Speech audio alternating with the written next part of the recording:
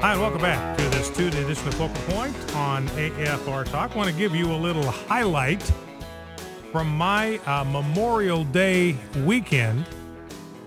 The setting is AT&T Park in San Francisco, bottom of the 10th inning, Giants and the Colorado Rockies. Colorado Rockies, Greg Tulowitzki had hit a home run in the top of the 10th. So the Rockies are up 5-4. We are in extra innings. We are in the bottom of the 10th.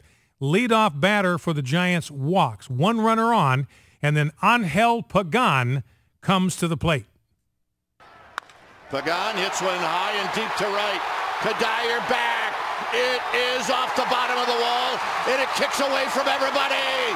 Pagan is being waved in. Here's the throw to the plate. It is not in time, and that is the ball game. Unbelievable. An inside the park home run wins the game.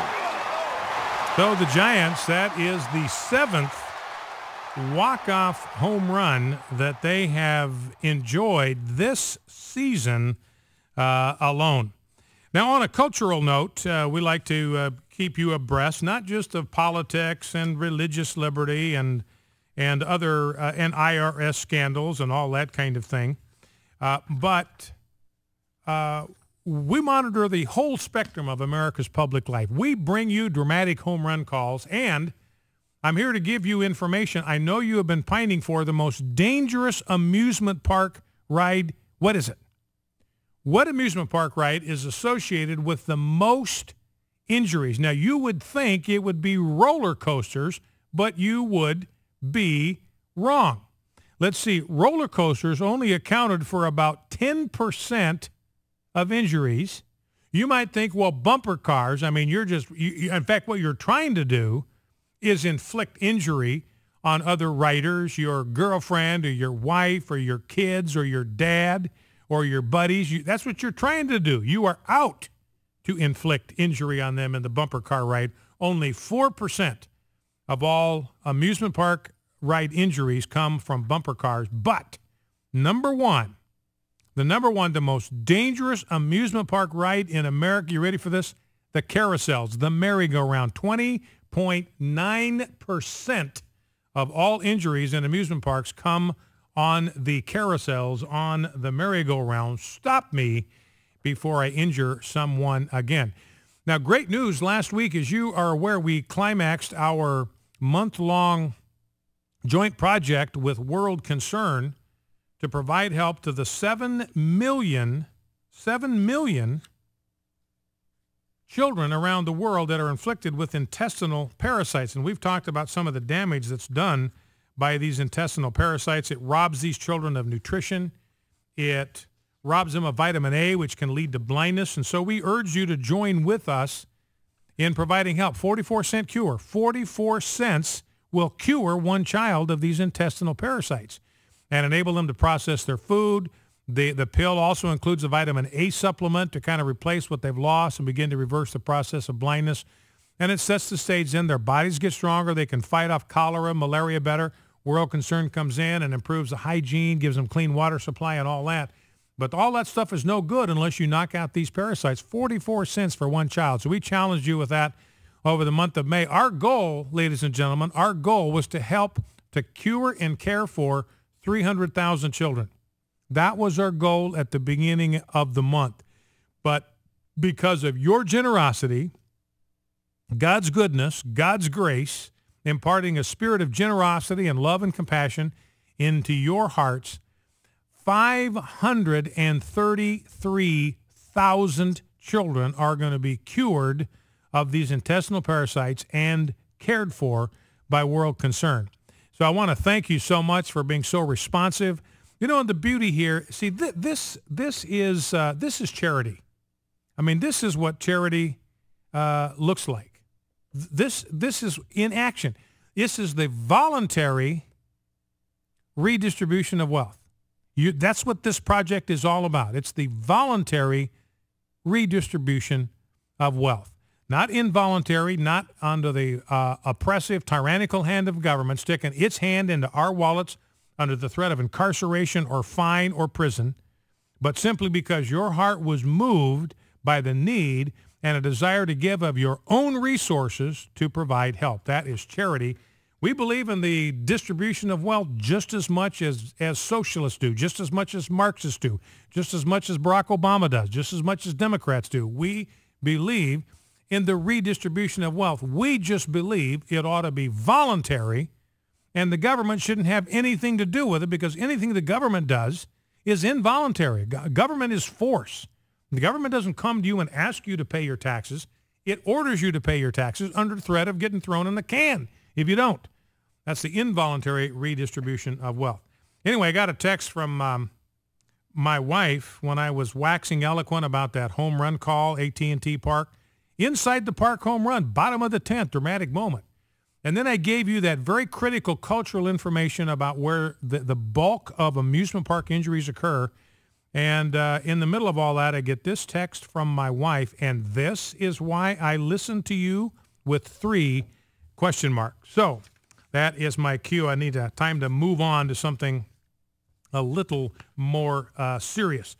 Now, you are aware of what happened last week with the Boy Scouts and their vote to admitted avowed open homosexuals into the Boy Scouts of America. This is the death knell. It's the epitaph for America. That's the day that the Boy Scouts of America died. And we know that just by looking at what happened in Canada to the Boy Scouts in Canada. They went pro-sodomy in 1998.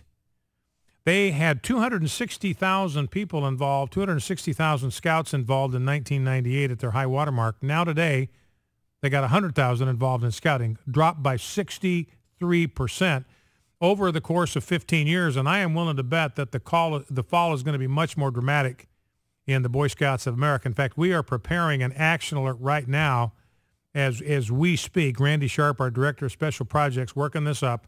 And we're going to send this out. We're going to send out a call to all of those in our network that are a part of scouting to pull out. Pull your kids out. We've got one story after another of people who've said, look, that's it. I'm no longer wearing the Boy Scout uniform. I'm going to read one message from a Boy Scout leader, posted it on our Focal Point Facebook page, so you see how personal, close to home this is. But we're going to call on everybody that's involved in scouting, pull out. If your church is the sponsor of a Boy Scout troop, we're going to urge you to contact your pastor and ask him to withdraw the church's sponsorship of the Boy Scout troop, because the only way you can do that, the only way you can stay in scouting is to affirm this policy. You have to affirm it. You have to implement it. You are not allowed to exercise your own judgment on this based on your religious conviction. There is no option given by the Boy Scouts.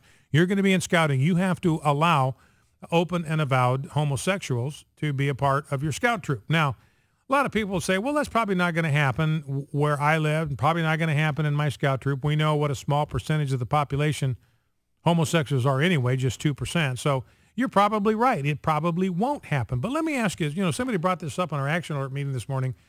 Suppose that your church was considering a policy that said we would be okay with an elder who is a practicing adulterer. That's fine with us. We are okay. We don't have a problem with that. We will allow practicing adulterers to be on the leadership team of this church or to be members of this church. We will gladly welcome them in to our church family if they are practicing adulterers. No church would contemplate that for a minute. You'd say, what, are you kidding me? But see, this is exactly the situation now that churches will be in. They will be sponsoring an organization, an outreach in their church with their name on it that says it is okay to be a part of this movement if you are an admitted, avowed, open, and practicing homosexual. So we're urging people, contact your pastor, get your church out of scouting altogether.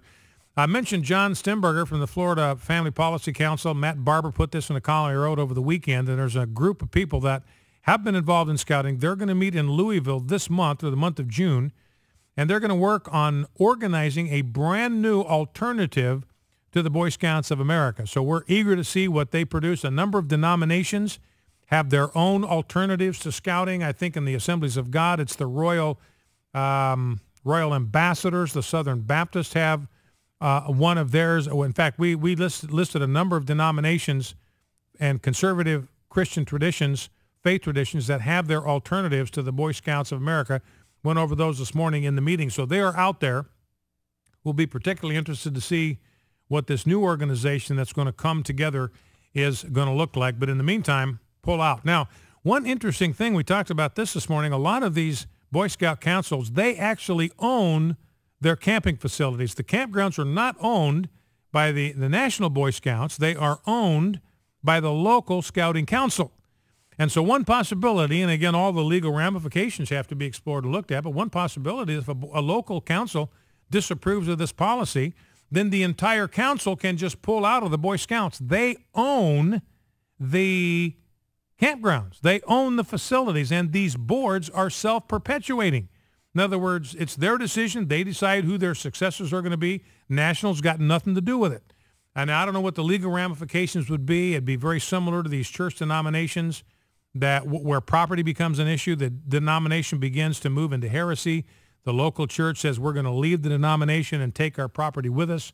And sometimes those involve some pretty nasty court fights. But here's one example of a scout leader. This is posted on our Focal Point Facebook page by a scout leader by the name of Vince Maniti. Let me read this. This is what he posted on our Facebook page.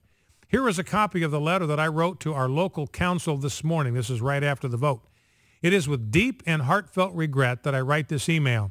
Since the National Council of the BSA has decided to sacrifice principle on the altar of political correctness and has decided that the core principles in scouting are no longer timeless, as duty to God is now meaningless, as clean and reverent have lost their savor, I hereby tender my resignation to you as Assistant Scoutmaster for Troop 556, Ponca City, Oklahoma, effective May 27, 2013 at 11:59 p.m. My family has been active in scouting for 4 generations. My grandfather was a Scoutmaster. My father a scout and an explorer. I am an Eagle Scout and received my Silver Palm in 1975. I have 3 sons. My eldest got to participate in the scouting program until he enlisted in the Marine Corps.